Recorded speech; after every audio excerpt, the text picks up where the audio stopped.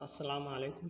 A yau insha Allah a wannan bidiyon namu za mu nuna muku sabon strategy wanda yake aiki akan kowane pace da za ka yi trading. Volatility 10, 75 step index, 50, 125 1S, 50 1S, 100 1S.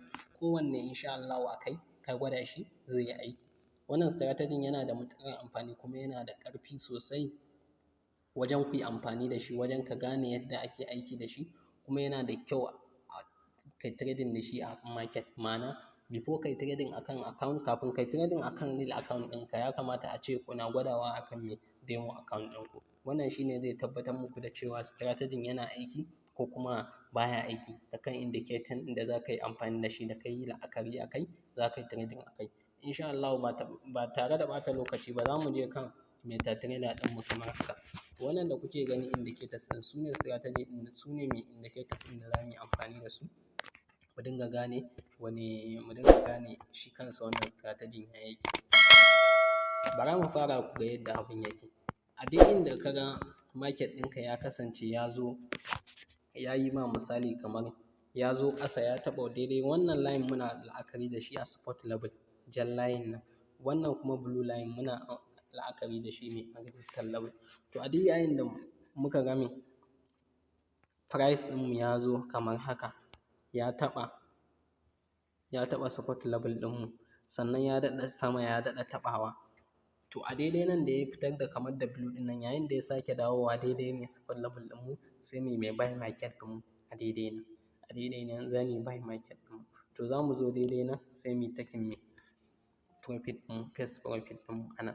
Idan muka so kuma za mu iya jiranta mu sake me taking profit ɗinmu na biyu a sama a daidai wannan me mark ɗinka, a daidai saman wannan me price ɗin na mark za ka iya me ɗaukan me profit na biyu a daidai nan wajen. To wannan strategy yana da matuƙar amfani ku gane ku san yadda ake amfani da shi. Dukkan wani strategy da za ku kalla ko kuma ku duba ko wani ya yi shi ko wani ko za ku gwada, ku fara yi a demo account kafin ku je ku yi a real account. Wannan shine shawarar da zan ba ku domin ku tabbatar da aikinsa yana yi ko baya yi. Kar mutum ya je ya sa ya asarar kuɗi, tunda kun san yanayin kuɗi dole mutum aiki yake ya samu kuɗin before ya pounding ya ce zai yi trading. To wannan kenan. A duk sanda moving average ɗinmu, duk sanda price ɗinmu ya zo ya taɓa me support level ɗinmu ya sake tafiya sannan ya sake testing ya sake taɓa, to a yayin da zai juya sai mu yi buy market ɗinmu a daidai nan wajen. Haka me in selling ne ya zo, yanzu idan kuka duba a daidai nan yayin da ya zo nan ya yi retesting haka ya zo ya taɓa ya sake yi ya taɓa ko, to za mu yi buy market ɗinmu amma first target ɗinmu profit ɗinmu za mu ɗauke shi a daidai level ɗin nan da ya retesting. Kun ga ya sake juyawa ƙasa, to ya sake me ya sake tafiya ya sake yowa ƙasa sai mu sake buy market ɗinmu, first profit ɗinmu mu ɗauke shi a nan. Idan ka ga ta wuce ka sai ka ɗauke shi ne a daidai me a daidai wannan price ɗin na mark kenan indicators. To wannan kenan. Idan kuka duba za ku ga kamar yanzu bara mu ga current price ɗinmu. Idan kuka duba current price ɗinmu kun ga shi ma me akwai yayin kuma da za ku ga me shi kansa price ɗinmu kamar nan idan kuka duba ya je ya taɓa me resistance level ɗinmu, yayin da ya taɓa to a dawowarsa za ka iya shiga me market ɗinka a daidai nan wajen. Za ka iya shiga market ɗinka a zo me ka zo ka ɗauki profit ɗinka a daidai nan wajen. To za ka ga nan kuma ya yi retesting area sannan ya zo ya taɓa me support level ɗinka ya sake koma a daidai nan ya ɗan yi retesting kaɗan sannan yana me zai miƙe a daidai. To a daidai nan za ka iya shiga market ɗinka a daidai nan wajen, yana zuwa nan wajen za ka me ɗauki profit ɗinka. Misali a daidai nan ka shiga market ɗinka a nan yana zuwa daidai nan level ɗin za ka iya ɗaukan first target ɗinka profit ɗinka a daidai nan wajen. To wannan kenan, yana da matuƙar amfani ku gane ku san yacce ake amfani da shi wannan strategy ɗin. Idan kuka duba a nan ma za ku ga cewa ga shi market ɗin ta zo ta taɓa me resistance level sannan ta dawo ta sake taɓa resistance level ta koma ta sake taɓa resistance level ɗinmu. To a daidai nan mutum zai iya shiga market ɗinsa a irin nan wajen.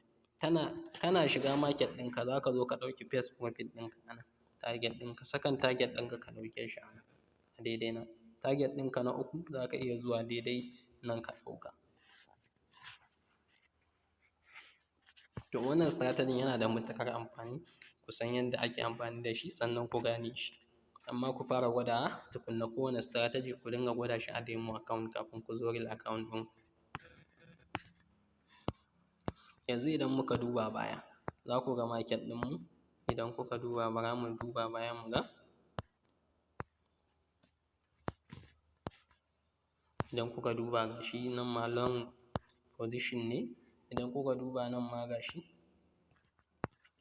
nan ma idan kuka duba market ɗinmu ta ɗan yi retesting a daidai nan haka, a daidai nan, sannan me ta je ta taɓa resistance level ɗinmu sannan ta juyo. To yayin da ta juyo ɗin nan za mu iya shiga market ɗinmu a daidai nan wajen, mu shiga a daidai nan, sannan me ta juyo first target ɗinmu dai shi ne nan wajen, second target ɗinmu sai mu zo mu ɗauka a nan wajen.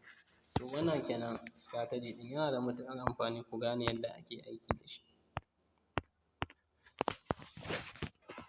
Sannan scalping strategy ne a 5 minutes za ku yi aiki da shi, a 5 minutes za ku yi aiki da shi. To kun ga wannan kamar yanzu kun ga idan kuka duba price ɗinmu, current price ɗinmu wanda nake gaya muku za ku ɗauki profit a nan, to kun ga idan kuka zo za ku ga ya taɓa daidai me resistance level, support level ɗinmu, sannan ya tafi resistance level ɗinmu ko.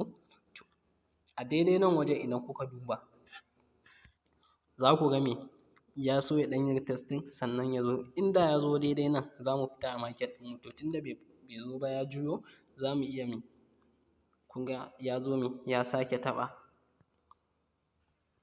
ya zo ya sake me retesting ya taɓa me wannan level ɗin namu, to za mu tsaya ya mana confirmation, kar ka shiga wai don ya taɓa a daidai nan. Idan kuka duba za ku ga ai ya ƙara me, ya ƙara sama, ya ƙara sama, haka ne. To kar ku shiga market ɗin a daidai nan wai don ya je haka ya ɗan yi retesting ya dawo, a'a har sai ya ma confirmation ɗin juyawa, ma'ana ya zo ya ɗan yi ma haka misali idan kuka duba haka ya ɗan yi haka, ya yi haka, to ba wai a haka zai shiga, za ku shiga ba, a'a sai ya muku confirmation haka ya ɗan juya, ko kuma ka jira ma ya breaking ɗin wannan level ɗin, sannan idan ya yi breaking sai ka shiga market ɗinka ka ɗauki profit ɗinka a sama. Wannan kenan. Yanzu idan kuka duba ba za mu shiga a haka ba, dole sai ya je ya yi mana confirmation na cewa, sannan idan ya zo ya wuce wannan level ɗin za mu iya shiga market ɗin, amma a haka ba za mu shiga ba saboda down trend ne haka.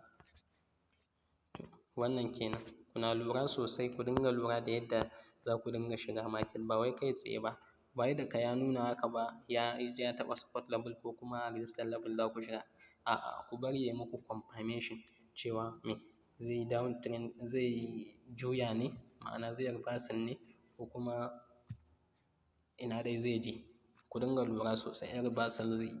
Kun ga idan wannan kuka shiga mutum zai iya samun matsala, tunda me gaba ɗaya market ɗin wannan down trend ne daga nan wajen inda kuka duba kun gani, sai down trend tun daga nan market ɗin down trend ne,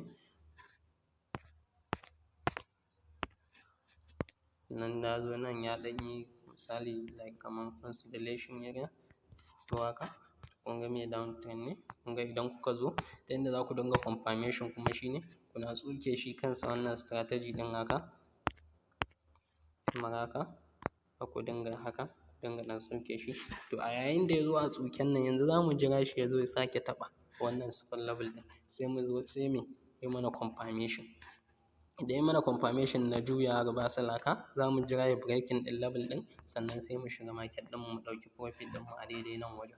To wannan kenan ku dinga jira market ɗin ta nai muku me confirmation kafin a ce kun shiga market. Kamar nan idan kuka duba nan ta yi confirmation ga shi nan ta juya, nan ma ta yi confirmation idan kuka duba, kamar haka idan muka zuƙo za ku ga cewa confirmation ɗin ne ga shi, confirmation ɗin ne nan kun gani.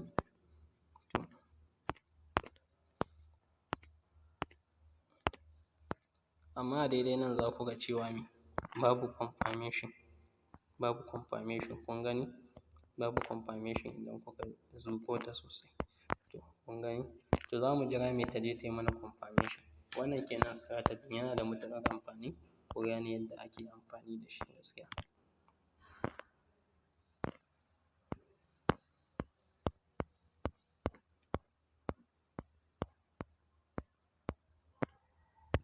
Kuka duba ga shi nan ma wani confirmation ɗin ne ta yi confirmation ɗin, to tana breaking ɗin level ɗin nan, tana juya tana breaking ɗin wannan level ɗin, za mu shiga market ɗin mu take profit ɗin mu. Idan kuka duba a mark za ku ga moving ɗin da aka yi, sannan second profit ɗin mu za mu iya ɗaukan shi a nan daidai nan wajen. Idan kuka duba za ku ga ya zo daidai nan, sannan ya retesting sannan ya dawo. To wannan kenan strategy. Da wannan nake cewa ku danna subscribe, ku danna alamar ƙararrawa domin samun sabon bidiyon da zarar mun ɗora za ku samu notification a dashboard ɗinku na kan wayar ku, ma'ana notification area ku, za ku na samun notification na cewa wannan channel ɗin ta ɗora sabon bidiyo sai ku kalla. To wannan kenan, amma dukkan wani strategy da za ku yi amfani da shi, ku fara gwada shi a demo account kafin ku je ku gwada shi a real account. Da wannan nake cewa ku danna subscribe.